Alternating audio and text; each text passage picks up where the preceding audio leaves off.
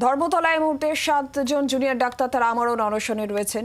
পাশে থাকার বার্তা দিয়ে আরজিকর সহ রাজ্যের যে মেডিকেল কলেজ সেখানেও প্রতীকী অনশন চলছে, যেখানে জুনিয়র সিনিয়র ডাক্তাররা, স্বাস্থ্যকর্মীরা তারা অংশগ্রহণ করেছেন। 12 ঘন্টার এই প্রতীকী অনশন আজকে চলবে। সকাল 9টা থেকে এই অনশন শুরু হয়েছে, রাত 9টা পর্যন্ত এই প্রতীকী অনশন চলবে।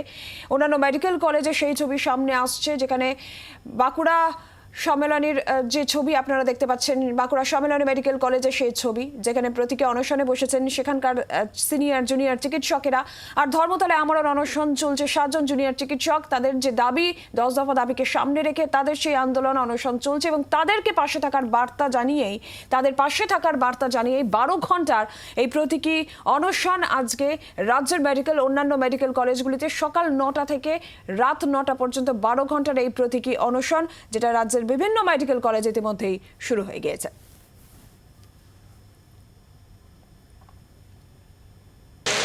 পরিষেবা সচল রেখেই প্রতীকী অনশনে বসেছেন এনআরএস মেডিকেল কলেজের চিকিৎসকরা। জুনিয়র চিকিৎসকদের তরফ থেকে 56 জনের যে দল, তারা এই মুহূর্তে অনশনরত অবস্থায় রয়েছেন এবং তাদের তরফ থেকে যারা অনশন করছেন তারা আজ ডিউটিও করছেন।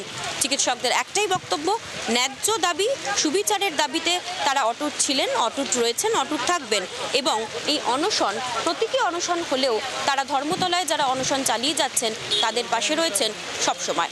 জি 24 ঘন্টার জন্য ক্যামেরায় পার্থ পালের সঙ্গে মৌমিতা চক্রবর্তী, কলকাতা।